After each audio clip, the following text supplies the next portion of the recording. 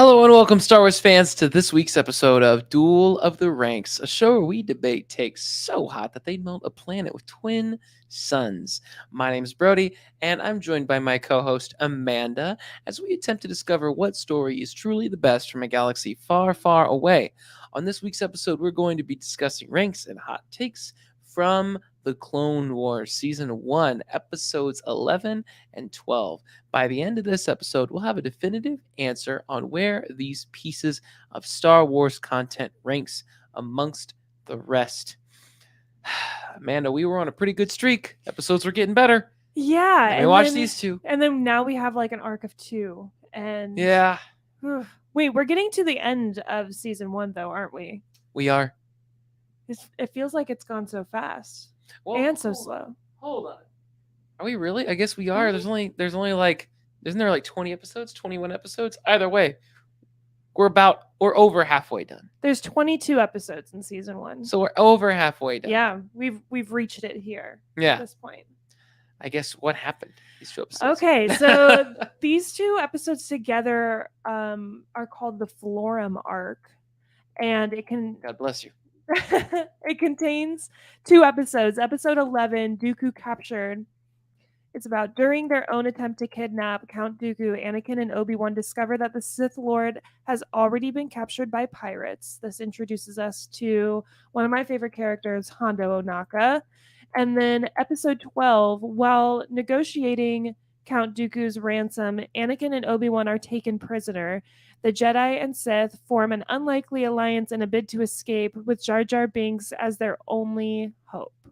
Another Jar Jar episode. Another Jar Jar episode. And, I felt like when I saw Palpatine send Jar Jar to, be their savior in that moment, bring the spice, I was like, that should have been a sign to everyone that he's trying to doom this mission. Yeah. Because clearly, something's up if you're sending Jar Jar with however many, equivalent of millions of dollars there's worth like of drugs. 2 Jedi that are being held prisoner by and also trying to capture a Sith Lord. Now, he didn't know they were prisoner yet, but still, there's a Sith Lord. Yeah, they're like, who's the best person to help us with this job? Jar Jar. Jar Jar. Yeah, and everyone's just like, makes sense. I know, right? Especially after the last 7 episodes that we've watched that have introduced all of these other interesting Jedi characters. Nope, that's Jar Jar. Well, let's get rid of him dealing, with any sort of dealings with these pirates for a second. Something that takes some sort of you don't want a political novice, someone who's got really no negotiating skills. You want someone who's established, been there, done that, can actually have great dealings in this. So obviously, if the Chancellor is actually recommending that, that's a poor decision on his part. Yeah, that's why it's pretty obvious. I think he's more surprised that everyone was like, "Really, I can get away with this?" Well, Jar Jar isn't the only one that is sent to join him on that. He's also sent with what's his name? I just want to get the senator's name correct. Wait, that's the other episode. There's another guy, another name. He dies very fast. So, yeah. Oh, Senator Karras. All right. Yeah, he was this old guy. He's introduced as sort of this old guy, and I thought it was that this was in the 2nd episode anyway, when Jar Jar gets sent to rescue Obi and Annie. And yeah, he dies in the crash along with a couple other clones, and I was like, holy cow! They show his dead body. Yeah. Like laying there after the crash. He's not bloodied or anything, but I was like, dang. That happened. Yeah, you and your family were eating dinner at the dinner table, and we were watching this as this was happening, and I was like, wow. Dead person. Right there.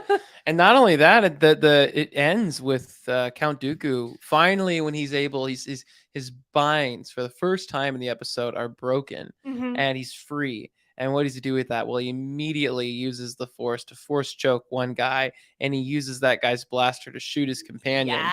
And you're like, whoa, that was so cool. That alone was definitely the best part of both of these episodes. Yeah, I mean, it was pretty dark, but at the same time, finally, Count Dooku, because you kind of at points kind of grow to like him in this, where he's engaging with Obi Wan, Anakin, and you know, Obi-Wan at one point compliments him, saying something like clever or like whatever, Mhm. something along those lines, saying something positive about him. And, um, you know, and the same thing, there's like quips that go back and forth. And not that they've got a relationship there, but you find admirable qualities. And it's called out for the audience almost like you're supposed to, because Hondo Ohnaka even says, like, I want to be friends with both of you, even you, Count. Like, you're not so bad. Something like Mhm. that. Like, yeah, they're painting him in a nicer picture when he's all bound up. The moment he's free, he just goes Rips through ham. him. And it Yeah. reminds you, oh, this is actually who this character Yeah. is. I along that point, since Obi-Wan, Anakin, and Count Dooku are sort of like tethered together by the pirates in that second episode, it offers some really fun moments between all of them where they are forced to interact and work together as a team. And I think there's some like really fun banter between all of them where Dooku kind of like takes a jab at Anakin and Obi-Wan is like, see, I'm not the only one that thinks that you're annoying. Yeah. Yeah, he's like, that's exactly it. He's like, Yeah. thank you, Yeah. Count, thank you, Uh-huh. for seeing what I have to put But up then with. I also caught that Obi-Wan um tells Dooku that he's just as like unintelligent as the pirates. And I felt like that was kind of out of character because I feel like Obi-Wan and Anakin both know Count Dooku like is respectably wise. I'm so glad we're talking about Obi-Wan's character for a second, because you said Because you something hate last him? week that you know that this it thought I thought a lot about it, and you said, would Obi-Wan see Barbie or Oppenheimer? And I really couldn't tell at the time, and you were like, oh, he's for sure Barbie. And I've thought more about it, and now I stand firmly in the camp where I don't think he's seeing Barbie. Really? I don't even know, he might see Oppenheimer, but Obi-Wan, if we put him in today's world, he's totally that guy that doesn't have a TV. He doesn't go to the Mm. movies. He's got his books. He's going to, no, I'm not going to go see Oppenheimer. I read about it. Uh, He's like that guy where yeah. he's, Doesn't have social no, he's media. not on social He's very media. elusive. Yeah. And like, if you really want to catch him, be sure you go on his backpacking trip to Mm. Oregon, or otherwise he'll be in Florence this spring. Yeah. You know, Yeah. that's Obi-Wan. He's not Yeah. seeing either. You know, that I mean, until you see Barbie and Oppenheimer, we'll have to circle back on that. I also As one who's had seen neither. I seen now Oppenheimer, so I've completed my journey. Mm. But we did have a comment on one of our Instagram posts with the discussion that we had last week about Barbenheimer, and Patrick had said, I think Padme would be one to watch Oppenheimer. And after he said that, I was like, actually, that makes a lot of sense because Padme is very much into like the political drama Yeah. and the high stakes of that all. And I bet she would be really into the performances. She seems like an award show girly. So Yeah. I'm with it. I'm with it still too. so glad that we were both like Team Rex to see Barbie. Yeah, I'm still standing totally behind that take where I absolutely think you would. And yes, we see in the comments here, we did make it today. We were a little late to the recording. For folks who don't know, we record these every Thursday live at 8 o'clock. So join the conversation with You us. say live at 8 o'clock Central Time. but as you know, it's a little bit after 8. Yeah, it's a little bit after late. I was busy on Mm. another podcast I host where I just had both Darth Chaco and Element 7, hosts of Dyad in the Force, on that podcast. And so that was, anytime you get to have those guys on, the conversation sometimes can run a little long, but we're here, we're doing this now. And I mean, the only other thing that I really want to talk about is and then the end of the episode. Is Hondo Ohnaka. We get his first Clone Wars appearance here. Yes. Now, in the comments, we finally, for our audience, most of our audience is podcast audio only. And KG is the loyal listener who always shows up to the live episodes. Whereas, again, most of you listen on demand and we love it. Live, KG, you're always there. She said in the comments here, just watched episode 11, which means she's finally seen it. So all of those folks who listen on demand that have been following this, now they know. Katie's finally done. There's like a poll that went out. Will KG, will she, or won't ever she? watch one? And she did. She watched it. So yeah, I'm curious as to what she thinks of Hondo Ohnaka, because for us, we've known this guy for so long, Right. and he's So yeah, he's even though like I am excited to see him and introduce him, I still only gave the characters like a 5.3 because like yes, I'm very excited for Hondo to be a part of the story, but in this episode alone, his character is just being introduced. I do really like the scene where Anakin and Obi-Wan have to show up to like Hondo's like hideout. That's a good name for it. Hondo's Hondo's hideout. hideout. Sounds like a Where bar. where yeah, well, they are a bar and they're like feeding drinks to people and Poisonous drinks. yeah, at the very end of the episode, one of the Weequay pirates like put some poison in their Roofied him. drinks and the two of them like swap them out when they do their cheers. And I found out that at the beginning of the episode, Obi-Wan and Anakin wake up after being drugged with their drinks in the second episode. However, at the end of the previous episode, they had switched out their spiked drinks. The show originally had webcomics posted on the official Star Wars website, which tied into the various episodes. This was the story that required you to read the comic to understand how Anakin and Obi-Wan were captured by the pirates. And it's actually Pilf Muck Muck, who is the what is it? This what do they call it? Monkey, the Oh yeah, those things. Those salacious crumb of Yeah. it. He gassed the entire room. So that's sort of the missing piece of the story where you're like, how did they end up being Yeah, captured? I Because was they wondering. just were like, huh, we're too smart for you. Yeah. Interesting. Okay.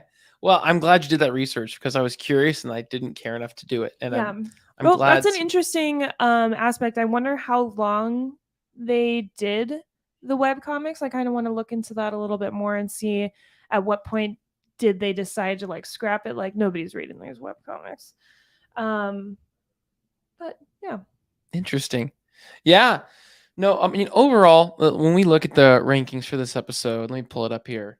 We've got woof. The first one, 47.1. And the second one, 47.6%. So Oof. not hot.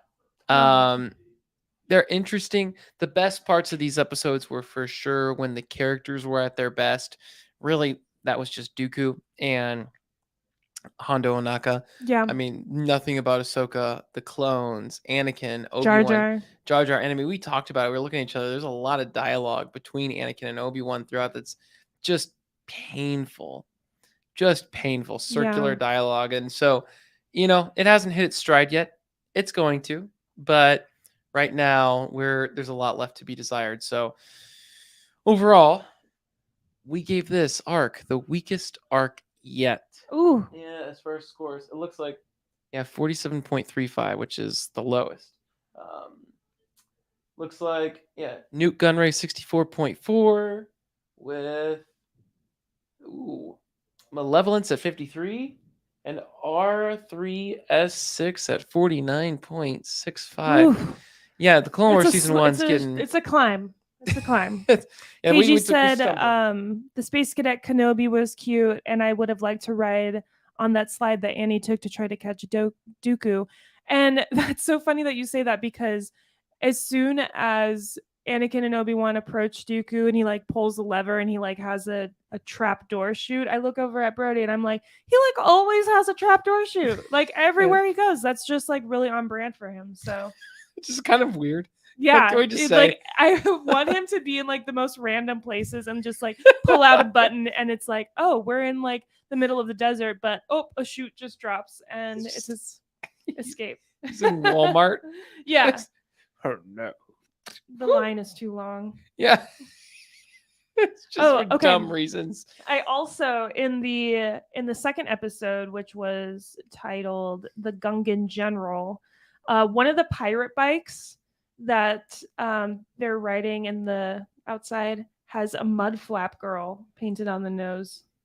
Yeah. What? Yeah. Do you want to see? Did you want to see? Wow. Do you see that? Okay. See, season one, you're right. Season one, they did not hold a lot. It was weird. It's like it's a kids show, but we're gonna throw some stuff in here. We're gonna throw some murder. Some murder. Yeah, we're gonna throw some murder your way. And And they some had the like pinups. pinups. Yeah.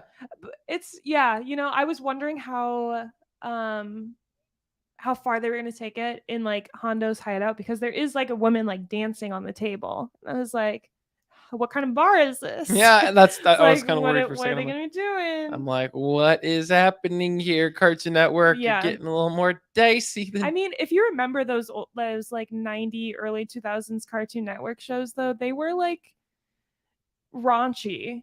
I don't really remember them that well. Besides Ed, Ed, and Eddie, which I 100% know. Like that was like, Yeah. I don't think that's getting made on any kids platform now. Yeah, definitely. No, I remember being like a young kid and Ren and Stimpy was on, and I remember kind of being traumatized by it because I was like, what is going on? Yeah. Why are they freaking out so much? Yeah.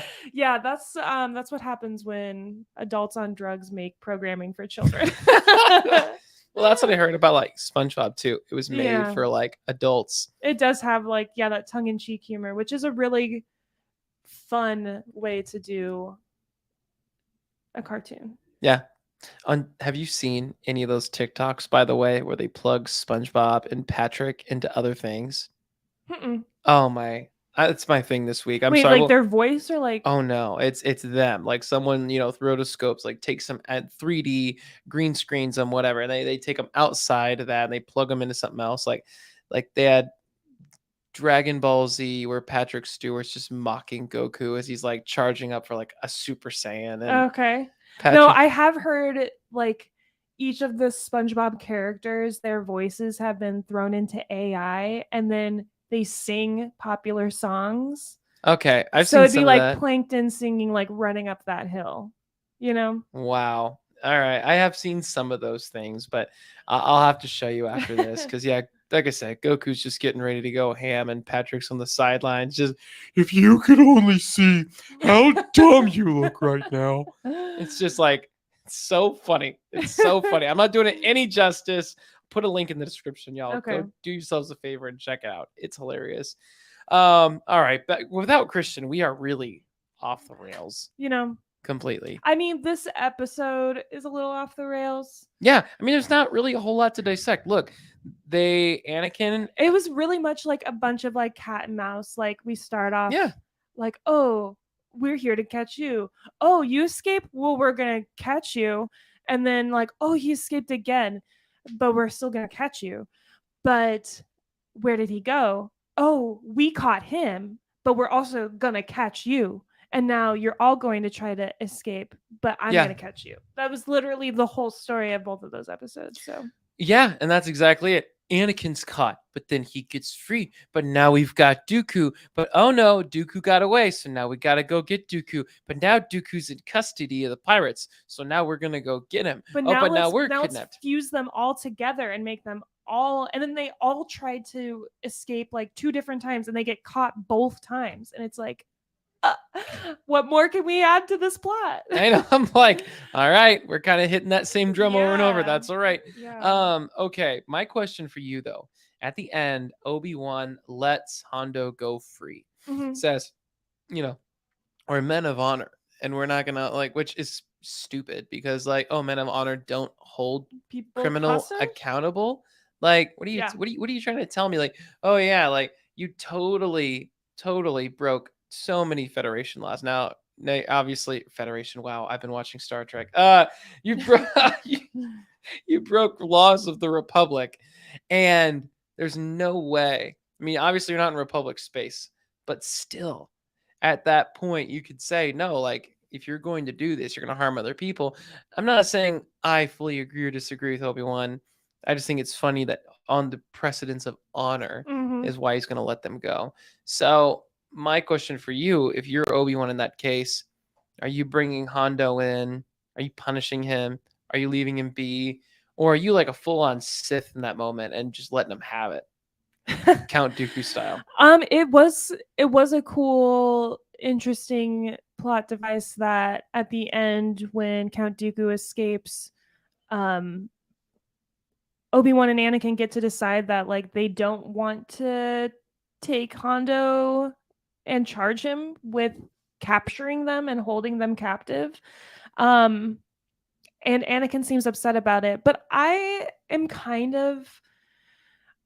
personally would be like, yeah, you can't get away with that. But I do like that Obi-Wan is like, we've got bigger fish to fry. I don't want to have to deal with all of the red tape and the bureaucracy of like dealing with you right now when Count Dooku is like the main focus. Yeah. So he's like, as long as like you understand that I'm like letting you go and we're cool, then we're cool. Yeah. So I don't know. I kind of like that. That'd be the type of be the type of pirate you wish to see in the world, But it's so pretentious. It's like, I'm honorable. Remember that Count Dooku's not. Yeah. I'm like, all right, good job there, Obi-Wan. Pat your own back. Like, yeah. I don't know. Job well done. You didn't do anything. I think Anakin, I don't know. I think I'd probably align more with him where he's not going to say anything based on honor. He's going to be like, look, I'm busy. So I got to go get true. Dooku. But just no, I didn't forget about this. And if I ever see you again, like I feel like that's Anakin's vibe. I think Obi-Wan saying like out of honor was definitely like a little high and mighty. Yeah. That's Obi-Wan. Yeah, definitely. And he just sugarcoats himself in layers of pretentious BS. All right, I've lost so many fans. He's a nice guy. Hopefully, he's all right. He's okay. Obi-Wan learns a lot of lessons. I'm a much bigger fan of old man Obi-Wan. But anyway, well, I guess that concludes that part of the episode. We don't really have much else to say. We gave it like a 47.34 for that arc. So it's, hopefully the second half starts to pick up. And honestly, we won't be able to finish the second half of this season because in just 3 weeks, Ahsoka hits the airwaves. Yeah, and it's crazy too because we have a lot of. I mean, it's been unfortunate because with the writer's strike going on, and I totally understand this. There's a lot of amazing Star Wars content creators who aren't going to be posting anything about it, talking about it during that time, and standing in solidarity with the writers. Totally understand that from our perspective. I mean, if you want to know where we stand on that and why we're still going to be talking about it, go check out our previous episodes. We highlighted why we're going to still be going and doing that. But yeah, some folks won't be able to. We're not going to really focus as much on guests on that series like we normally do. And another thing, normally we do put out bingo cards for, like we did Mando season 3, and we are still going to be doing Mando again for Mando. Yeah. Bingo for that. Bingo. Yeah. Not Mando. We are going to do Mando again when they do season 4, but not now. We're doing bingo for Ahsoka. Yeah. That's the one. So if you want to do it, here's the good news. It's going to be 100% free this time. First time ever, we're doing it 100% free for our listeners. When you reach out to us, I think we had like 40 signups last time. So we expect, come on, we got to reach 100 this time. It's free. Why the heck not? Whole thought there is, well, hey, until the writers get theirs, we're not going to get ours on that front. So free bingo. Let us know if you want to play. And it's just a fun way to like kind of watch along with the show. Last season when we did bingo for Mandalorian, my husband Jake would he printed out his bingo card. So every episode he could be like, oh, gonna check that one off. And then he would always be like, are you guys gonna count this one? You better count it. So that's just a fun little layer of competitiveness. And we'll probably still give out some swag as a prize if someone gets a bingo. Yeah. Well, we've got to make sure someone gets a bingo. This last time it was crazy. Like we had so many people that finished at like 4. I was like, wow. Because they all started so hot and then the show went in a direction that no one could expect. Bo-Katan became the main character. Yeah. And then and it's like, oh, okay, well, it's gonna be hard. But yeah, knowing that this is like unofficially season 5 of Rebels, that gives us a lot of like stuff to pull from, Yeah, absolutely. All right, well, I think it's time for hot takes, so let's get into it.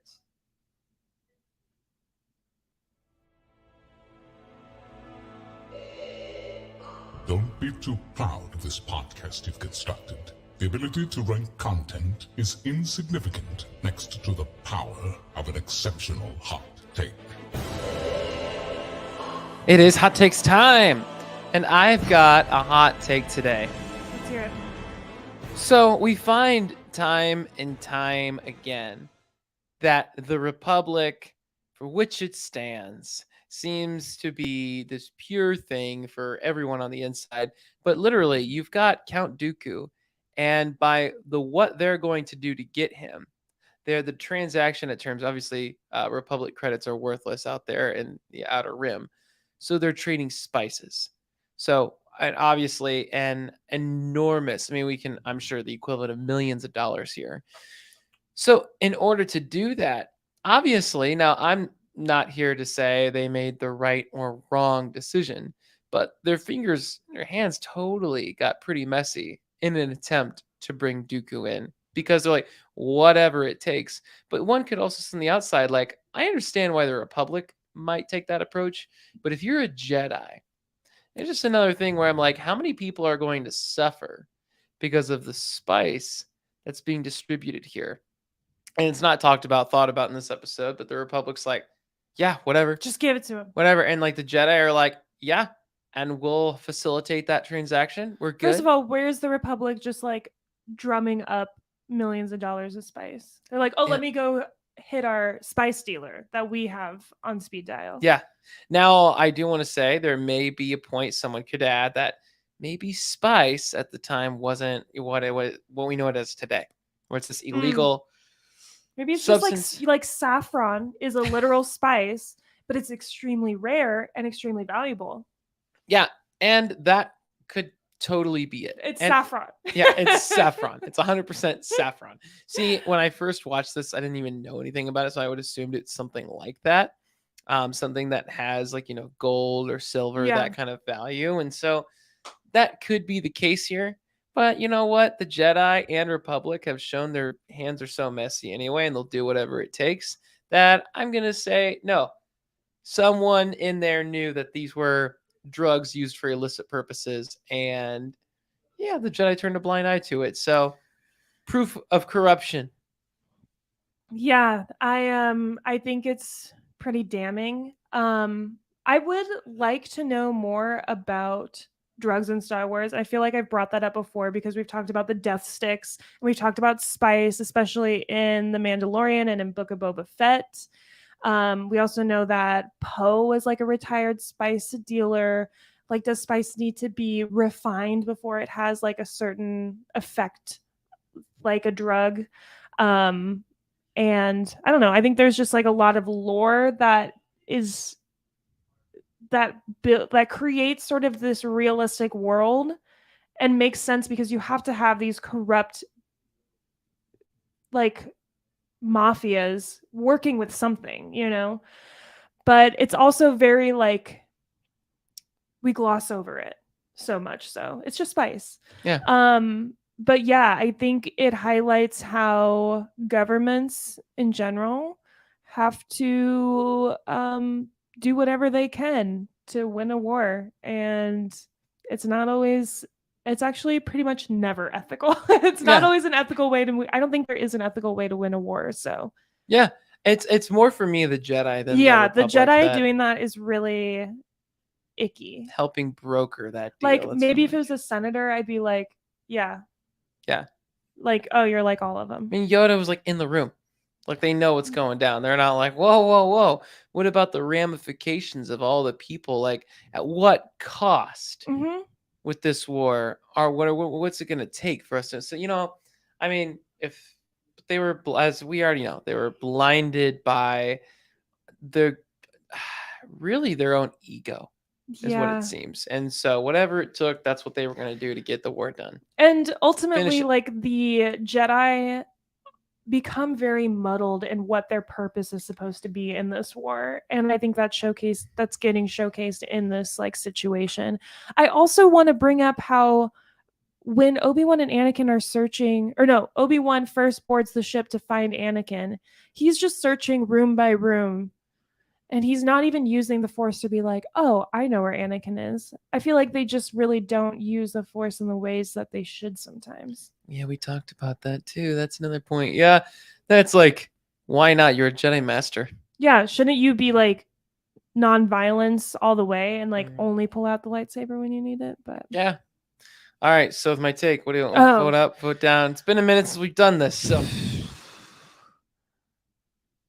is it a? I don't know how to. What are you saying is the hot take? I'm just saying the Jedi are more corrupt than we've thought. They're going out and they're saying they are definitely okay with all of these drugs being facilitated. They're going to turn a blind eye to it so they can end the war. I think it's a hot take because nobody else has brought it up. And I agree with it. The Jedi are complicit in the drug war and can't be trusted. That is a pullable tweet right there. They're complicit There in the you drug go. war and can't be Hot. trusted. That's a hot take right there. Roger. Roger, indeed. Wow. All right. Well, with that, I think before we close up this show, should we talk about some interesting Star Wars news? Yeah. So, Andor, as we know, is coming out with a season 3. Mm-hmm. And I'm hearing more and more just mutterings that there's going to be some crossover action. Wait, with what? Well, they're not really saying. I mean, a lot of folks believe it's going to be Darth Vader, but they said they're going to be crossing over with other properties and, can't be Mandalorian. So it's got to be probably something from the Obi Wan series. Andor. I did see that Tamara Morrison had approached Disney and was like, "You better give Boba Fett another season, I swear." That really happened? Yeah. I mean, not in those words, but yeah, I think so. Wow. Yeah, that's pretty wild. I'm not looking for Andor to try to expand in that way. Like, it has a very specific focus. It only has 2 seasons. What else? I do think it does make sense to bring in, I don't know about the Inquisitors, but a Darth Vader figure, absolutely. I mean, it just makes sense. I mean, obviously, absolutely the Tarkins of the world and those kinds of folks. Like, as Reva?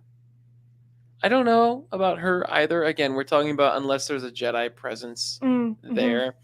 But you can absolutely see Darth Vader, Tarkin, the Emperor, those guys. Like, you'd love to see them because where we didn't see them in the first season, but these guys weren't a big enough deal for them yet.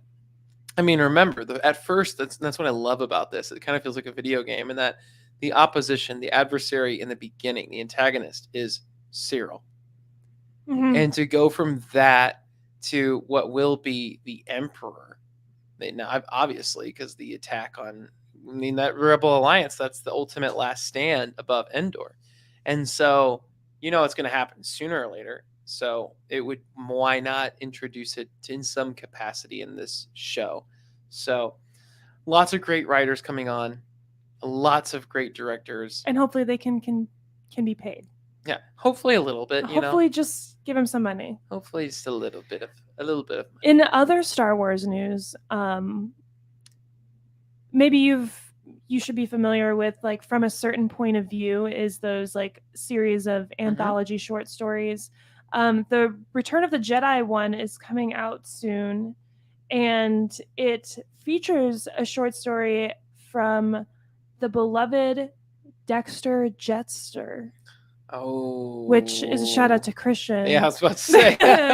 His favorite character. And I know that Christian does have at least one of the Certain Points of View copies. So be on the lookout. Yeah, he's going to have to definitely get this one so he come can on as a guest read the short story. Tell us what it's all about, because we're not going to read it. There's a little snippet of the story. It's called The Veteran by Adam Lance Garcia.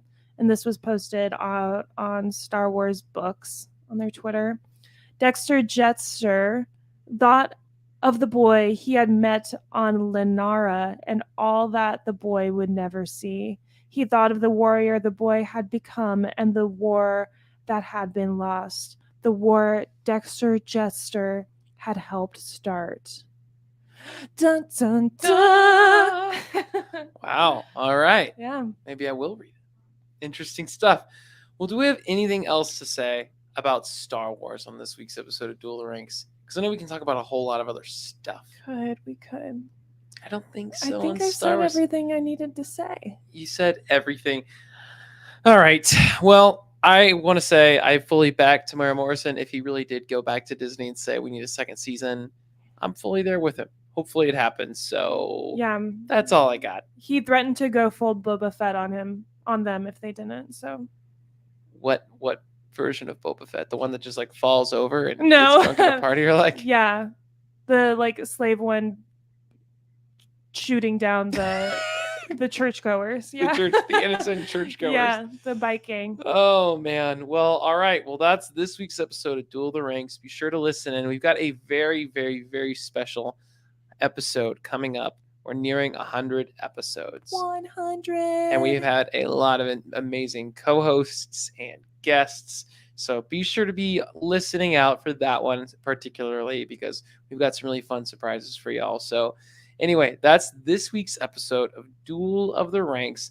Thanks so much for listening in, and we look forward to catching you next week as we break down more of Season 1 of the Clone Wars. See you then.